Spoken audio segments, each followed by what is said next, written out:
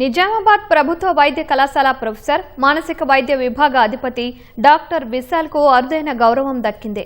జాతీయ వైద్యుల దినోత్సవ అవార్డుల కార్యక్రమంలో ప్రతిష్టాత్మక కేతన్ దేశాయ్ ఆవో గావ్ చలన్ అవార్డును బిశాల్ అందుకున్నారు. ఢిల్లీలోని ఇండియన్ మెడికల్ అసోసియేషన్ జాతీయ ప్రధాన కార్యాలయంలో జరిగిన కార్యక్రమంలో రక్షణ మంత్రి రాజ్నాథ్ సింగ్ అవార్డును ప్రదానం చేశారు.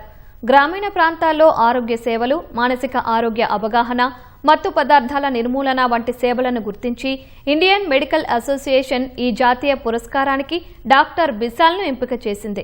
నిరంతర ప్రోత్సాహం, సహకారం తన సేవా ప్రయాణానికి ఎంతో బలాన్నిచ్చాయని బిశాల్ పేర్కొన్నారు.